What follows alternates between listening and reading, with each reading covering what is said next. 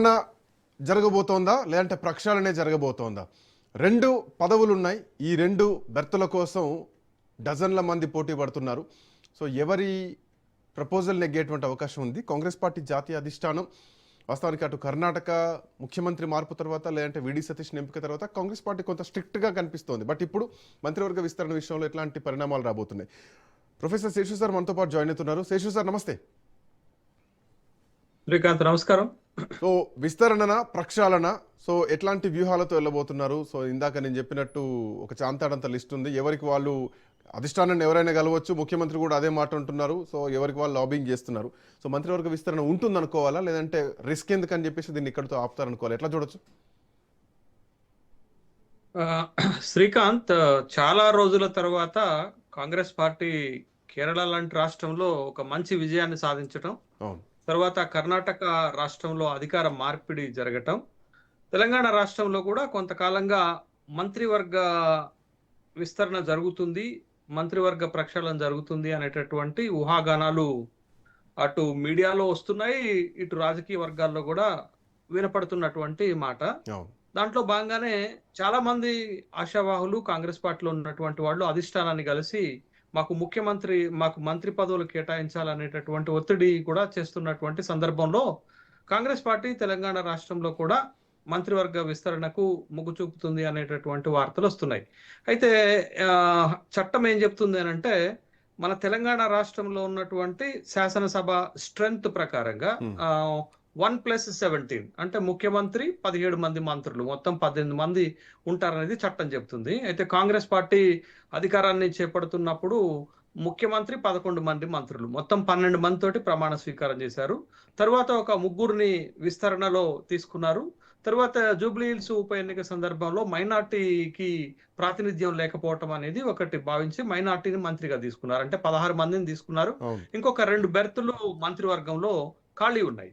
అయితే ఆ 2 బెర్తులతోటి విస్తరణ చేస్తారా లేకపోతే ప్రక్షాళన చేస్తారా? ప్రక్షాళన చేయటం అంటే ఏంటి అని అంటే, కొందరికి ఉద్వాసన పలకటం, కొన్ని శాఖలు మార్చటం, కొంతమందికి ప్రమోషన్ ఇవ్వటం, ఇట్లాంటి వాటిని మనం ప్రక్షాళన అంటాం. అయితే ఇక్కడ ప్రాంతీయ పార్టీలకి జాతీయ పార్టీలకి చాలా తేడా ఉంటుంది శ్రీకాంత్. గతంలో మనకి 10 సంవత్సరాలు రాష్ట్రం ఏర్పడిన తర్వాత మనం రీజనల్ పార్టీ ఎక్స్పీరియన్స్ చూసాం. రీజనల్ పార్టీ ఎక్స్పీరియన్స్ లో మంత్రివర్గ కూర్పు ఎలా ఉంటదంటే, పంక్తు పొలిటికల్ డైమెన్షన్ లో ఉంటుంది. అంటే రాజకీయంగా వాళ్ళకి ఏ విధంగా కలిసి వస్తుంది, ఆ కలిసి వచ్చేటటువంటి అంశాలపైనే మంత్రివర్గ కూర్పు చేస్తారు. మీరు మొట్టమొదటి మంత్రివర్గంలో మహిళలకు స్థానమే లేదని అనేక రకాల విమర్శలు వచ్చినప్పుడు కూడా పట్టించుకోలేదు, ఎందుకంటే అది ప్రాంతీయ పార్టీ కాబట్టి. కానీ ఇప్పుడు జాతీయ పార్టీ అధికారంలో ఉండటం, కాంగ్రెస్ పార్టీ అధికారంలో ఉండటం తోటి మంత్రివర్గాన్ని మనం విస్తరణ చేసినా లేకపోతే ప్రక్షాళన చేసినా దాని బేసిస్ ఉంటుంది. ఏంటి బేస్ ఉంటుంది అంటే, ఒకటి ప్రాంతీయ సమతుల్యత పాటించాలి, రెండోది సామాజిక కోణాన్ని చూస్తారు, మూడోది విధేయత, పార్టీ విధేయత చూస్తారు.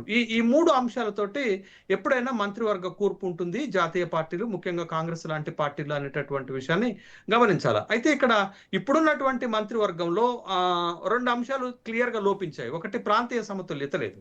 అంటే మీకు ఉదాహరణకు రంగారెడ్డి జిల్లాకి ప్రాతినిధ్యం లేదు, ఉమ్మడి నిజామాబాద్ జిల్లాకు కూడా ప్రాతినిధ్యం లేదు. కాబట్టి ప్రాంతీయ సమతుల్యత లేదనేది ఒకటి అంశం.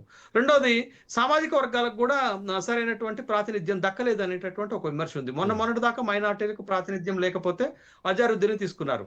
తర్వాత చాలా కీలకమైనటువంటిది, మొత్తం జనాభాలోనే 6.8% 24 లక్షల జనాభా ఉండి కులాల్లో టాప్ 10 లో ఉన్నటువంటి 4వ స్థానంలో ఉన్నటువంటి లంబాడాలకు మంత్రివర్గంలో స్థానమే లేదు.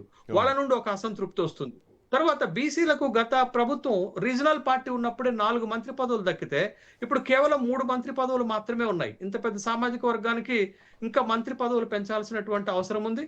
మరి ముఖ్యంగా టాప్ 10 లో ఉన్నటువంటి యాదవ్ సామాజిక వర్గానికి అసలు ప్రాతినిధ్యమే లేదు. ఆ తర్వాత ఎంబీసీలకు ప్రాతినిధ్యమే లేదు. అంటే సామాజిక కోణంలో కూడా సరైనటువంటి బ్యాలెన్స్ లేదు ఈ మంత్రివర్గంలో అనేది ఒకటి ఉంది. అయితే ఇప్పుడు కాంగ్రెస్ పార్టీ ఏం చేస్తుంది అని అంటే, విస్తరణతో పాటు ప్రక్షాళన కూడా చేసేటటువంటి అవకాశం ఉంది. ఎందుకు ఉంది అంటే మీరు ఇందాక ఒకటి మాట చెప్పారు కదా, సగం టర్మ్ పూర్తి అయిపోయింది అనేది. ఇప్పుడు విస్తరణ చేసినా లేకపోతే ప్రక్షాళన చేసినా ఈ మంత్రివర్గం ఎలా ఉండాలంటే విన్నింగ్ టీం లెక్క ఉండాలి. అంటే భవిష్యత్తులో వచ్చేటటువంటి ఎన్నికలు, శాసనసభ ఎన్నికల్లో ఈ మంత్రివర్గం గెలిపించేటటువంటి ఒక బలమైనటువంటి మంత్రివర్గం ఉండాలి. కాబట్టి ఆ జాగ్రత్తలు తీసుకుంటారు. ఒక విన్నింగ్ టీం అనేటటువంటి ఒక కాన్సెప్ట్ పెట్టుకొని ఒక కొత్త టీంను తయారు చేసి ప్రజల్లోకి వెళ్ళేటటువంటి అవకాశం ఉంటుంది. కాబట్టి ఆ విన్నింగ్ టీం అనేటటువంటి కోణాన్ని కూడా ఇప్పుడు ఈసారి చూడాల్సినటువంటి అవసరం ఉంది. అయితే ఇప్పుడు ఒకవేళ ప్రక్షాళన చేస్తే వాళ్ళ పెర్ఫార్మెన్స్ ఈ 30 నెలల్లో వాళ్ళ పెర్ఫార్మెన్స్ ఎలా ఉంది? కొంతమంది మంత్రుల పైన ఆరోపణలు ఉన్నాయి. బట్ ఆ ఆరోపణలు ఏంటది? కొంతమంది మంత్రులు సరిగా వ్యవహరించట్లేదు అనేటటువంటి ఆరోపణలు ఉన్నాయి. అదంతా తర్వాత రెండోది జిల్లాలు, ఈ సామాజిక కోణం, వీటన్నిటిని పరిగణలోకి తీసుకొని మంత్రివర్గ విస్తరణ చేస్తే ఎట్లుంటది అనేది. ఇప్పుడు ఒక ఊహాగానం ఏంటి అని అంటే, మీకు రంగారెడ్డి జిల్లా ఉంది. రంగారెడ్డి జిల్లాకు ప్రాతినిధ్యం దక్కట్లేదు అని అంటే అక్కడి నుంచి స్పీకర్ గా ఉన్నటువంటి గడ్డం ప్రసాద్ గారిని మంత్రివర్గంలోకి తీసుకొని స్పీకర్ గా ఖమ్మం జిల్లాకు సంబంధించినటువంటి ఒక సీనియర్ మంత్రిని తీసుకురావాలనేటటువంటి ఒక అంశం తీస్తున్నారు. తర్వాత బీసీలలో ఖమ్మం జిల్లాకు చెందినటువంటి మంత్రిని స్పీకర్ గా అంటే ఖమ్మం జిల్లాలో ఒక మంత్రి పదవి తీసేసి వాళ్ళకు స్పీకర్ గా అవకాశం ఇచ్చే ఛాన్స్ ఉందనుకోవాలా? మీ ఉద్దేశం అదేనా? అదే అక్కడ ఇప్పుడు ఖమ్మం జిల్లాలో 3 మంత్రి పదవులు ఉన్నాయి. మీకు నల్గొండకు వచ్చేసరికి కూడా 3 మంత్రి పదవులు ఉన్నాయి. కొన్ని జిల్లాలకు ఎక్సెస్ ప్రాధాన్యత ఉంది, కొన్ని జిల్లాలకు తక్కువ ప్రాధాన్యత ఉంది. కాబట్టి ఆ క్రమంలో ఆ విధమైనటువంటి ఎక్సర్సైజ్ జరుగుతుంది అనేటటువంటి వార్తలు వస్తున్నటువంటి నేపథ్యాన్ని మనం చూసాం. తర్వాత ఇప్పుడు బలంగా మంత్రివర్గంలో స్థానం కోరుతున్నటువంటి వాళ్ళు ఎవరంటే కోమటిరెడ్డి బ్రదర్స్ లలో కోమటిరెడ్డి రాజగోపాల్ రెడ్డి బీజేపీ నుండి కాంగ్రెస్ లోకి వస్తున్నప్పుడే ఒక ఫీల్ గుడ్ ఫ్యాక్టర్ ఏర్పడింది నా వల్లనే అనేటటువంటి ఒక అభిప్రాయం రాజగోపాల్ రెడ్డి వ్యక్తం చేస్తూ, నేను పార్టీలోకి వస్తున్నప్పుడు నాకు హామీ ఇచ్చారు, మంత్రి పదవి కేటాయిస్తామని. పార్టీ హామీ ఇచ్చుడే కాదు, లోక్సభ ఎన్నికలు జరిగేటప్పుడు భువనగిరి మాజీ ఎమ్మెల్యేగా పనిచేసినటువంటి రాజగోపాల్ రెడ్డికి ఒక హామీ ఇచ్చారు, మీరు ఇక్కడ కాంగ్రెస్ పార్టీ అభ్యర్థిని గెలిస్తే, అంటే అక్కడ కాంగ్రెస్ పార్టీ ముఖ్యమంత్రి అనుచరుడు, ముఖ్యమంత్రి ఫ్రెండ్ అయినటువంటి చామల కిరణ్ కుమార్ రెడ్డిని నిలబెట్టారు. కాబట్టి అతన్ని గెలిపిస్తే మీకు మంత్రివర్గంలో అవకాశం ఇస్తామని చెప్పారు. కానీ ఒక హామీగానే మిగిలిపోయింది. అక్కడ ఒక బలమైనటువంటి కోరిక జరుగుతుంది.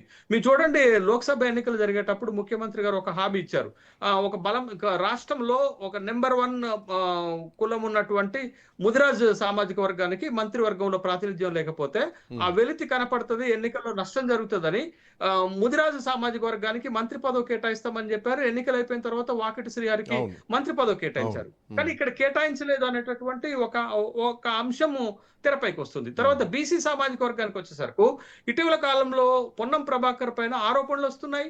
పొన్నం ప్రభాకర్ వేస్తున్నటువంటి స్టేట్మెంట్ ప్రభుత్వానికి ఇబ్బందికరమైనటువంటి పరిస్థితి తలెత్తింది ఒక 2-3 అంశాల్లో. కాబట్టి పొన్నం ప్రభాకర్ ని పార్టీ కోసం ఉపయోగించుకునేటటువంటి ప్రయత్నం చేస్తున్నారు. అంటే పార్టీకి జనరల్ సెక్రటరీ గాను లేకపోతే సిడబ్ల్యూసి మెంబర్ గాను పంపించేసి దాని స్థానంలో మంత్రివర్గంలో స్థానం కోరుతున్నటువంటి రాష్ట్ర పిసిసి అధ్యక్షుడైనటువంటి మహేష్ కుమార్ గౌడ్ ని మంత్రివర్గంలోకి తీసుకోవాలనేటటువంటి ఒక అభిప్రాయం ఉంటుంది. నల్గొండ జిల్లాలో ఉన్నటువంటి ఒక సీనియర్ నాయకుడిని కూడా పార్టీ పదవికి కేటాయించి అక్కడ కోమటిరెడ్డి రాజగోపాల్ రెడ్డిని కోమటిరెడ్డి రాజగోపాల్ రెడ్డిని మంత్రివర్గంలోకి తీసుకోవడానికి ప్రధాన అడ్డంకి ఏంటంటే కోమటిరెడ్డి వెంకటరెడ్డి గారు ఉండటం. అంటే ఒక కుటుంబం నుంచి